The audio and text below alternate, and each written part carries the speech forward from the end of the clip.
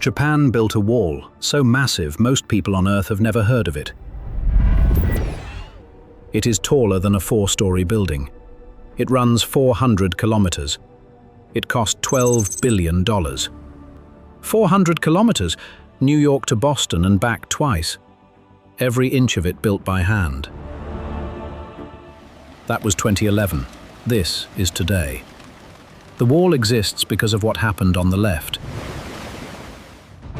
Wait, this wall is now so high you literally cannot see the ocean from your home. My husband ran toward the sea. I never saw him again. Every meter of this wall was paid for in grief. Now watch what they actually built. But engineers warned, if this wall fails, it could make the next tsunami far deadlier.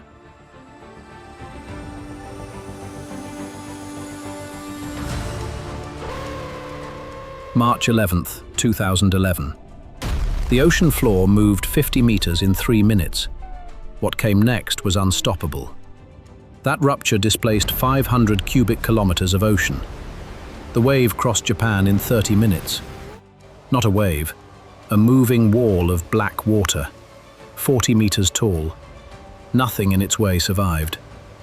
90% of Japan's seawalls failed in that single hour. Every engineer in Japan took notice.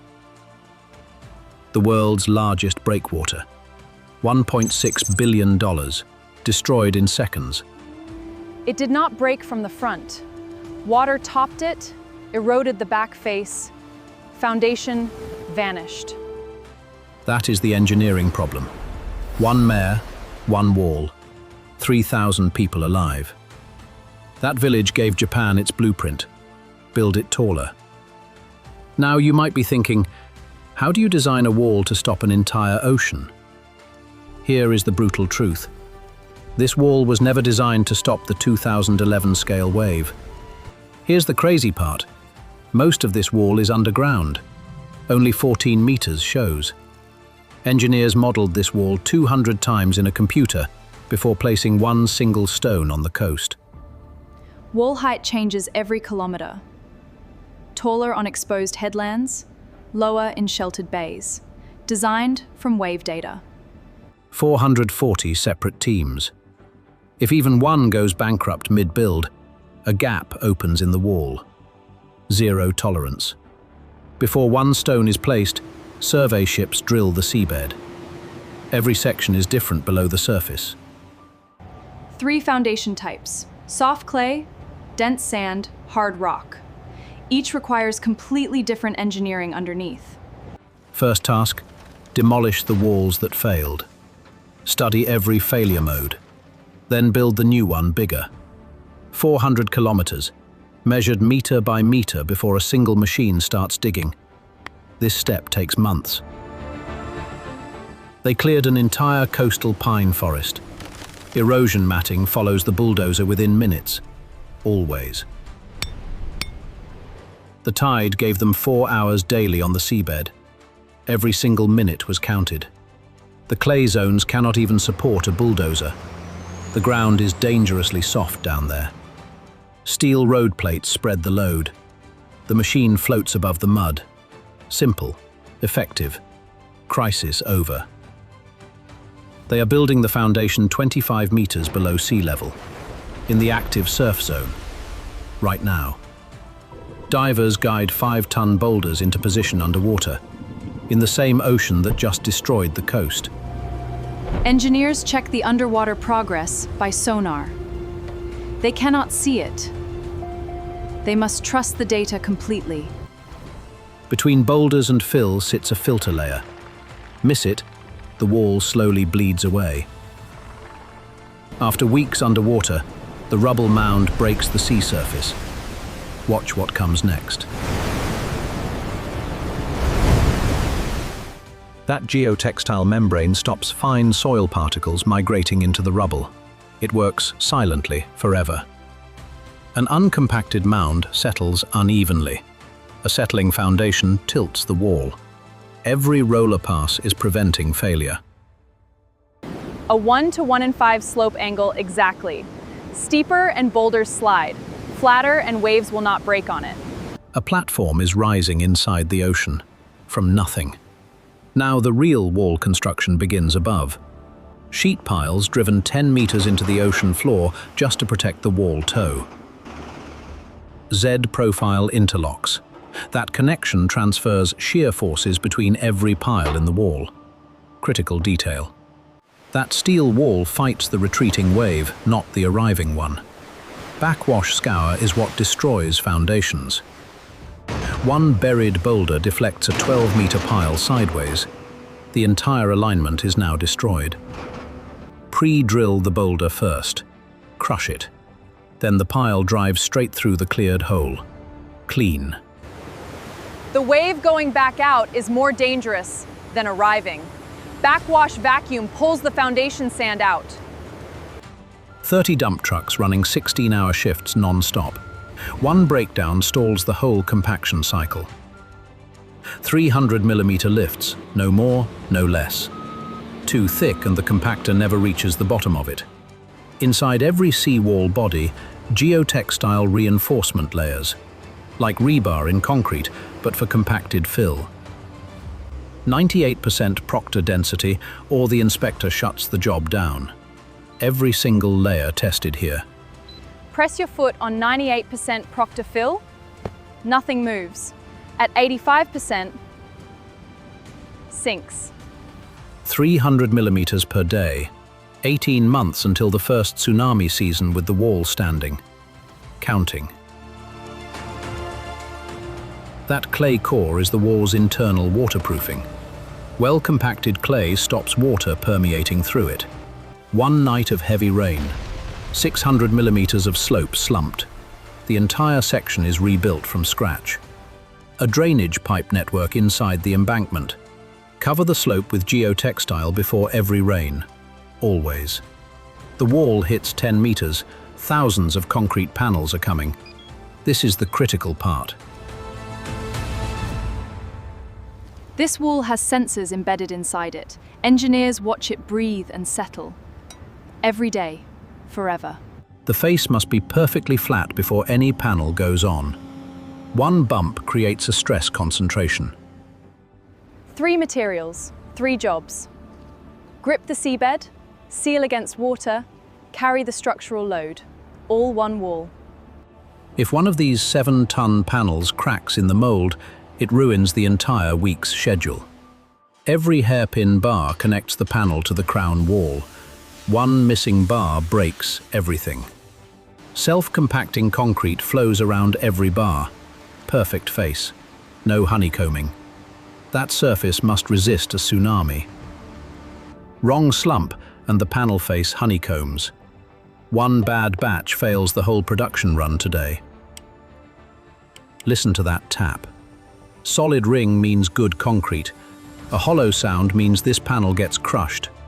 Zero tolerance for defects on tsunami walls. That panel is worth $800. It still gets crushed. 7-ton panels on narrow Japanese coastal roads. Flagmen at every junction. 400 kilometers to cover. That bed is leveled to 5 millimeters. A hump cracks the corner of a 7-ton concrete panel. That face takes a tsunami at 30 kilometers per hour. It must hold for 100 years.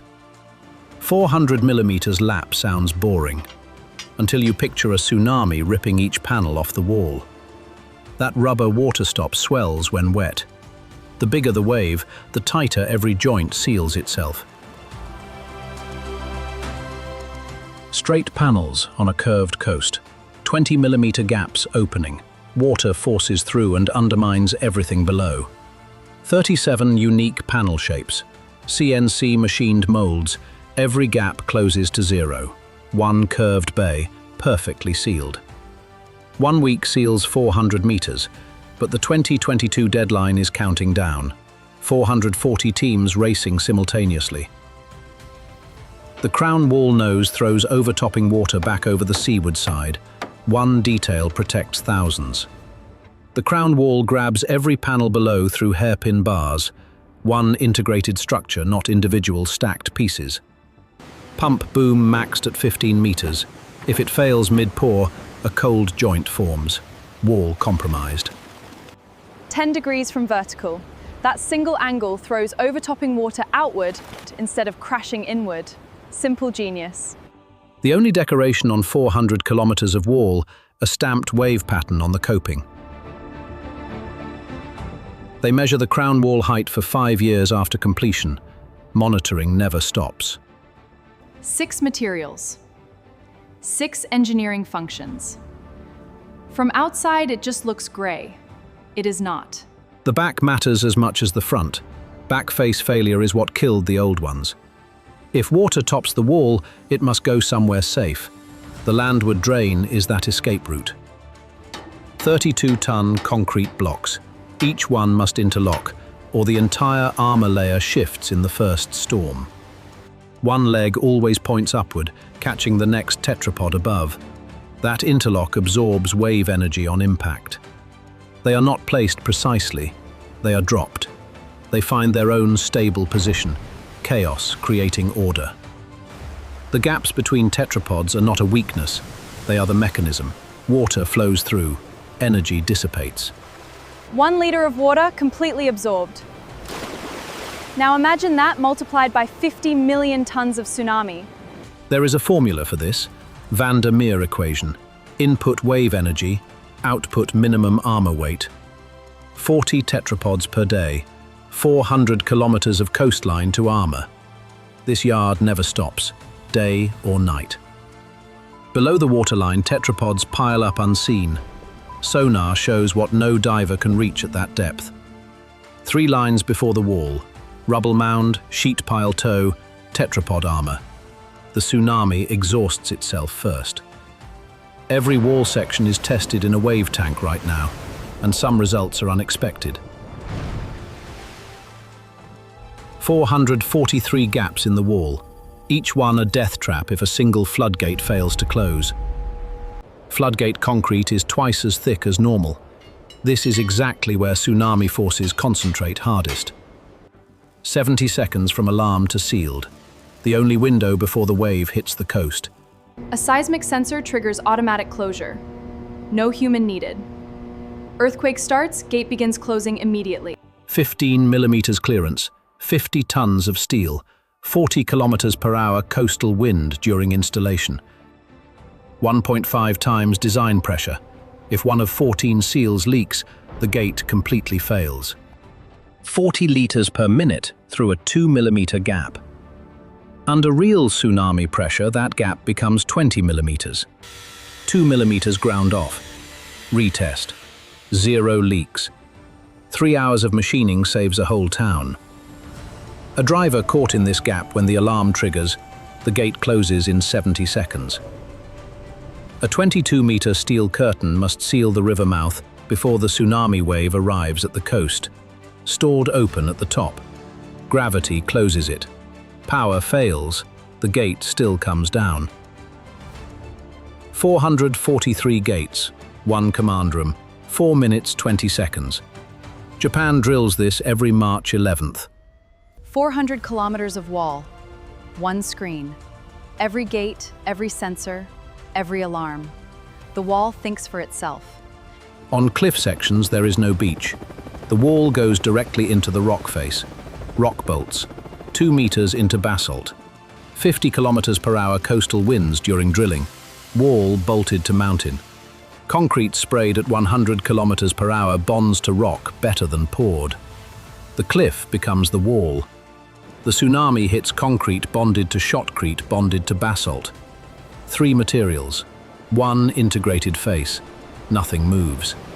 A submerged breakwater trips the wave 200 meters offshore before it even reaches the main coast wall.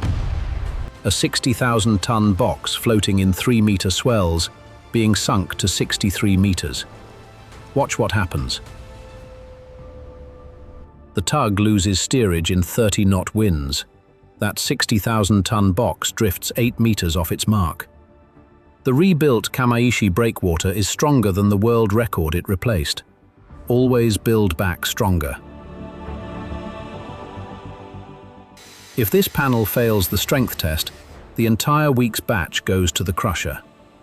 2 millimeters of carbonation.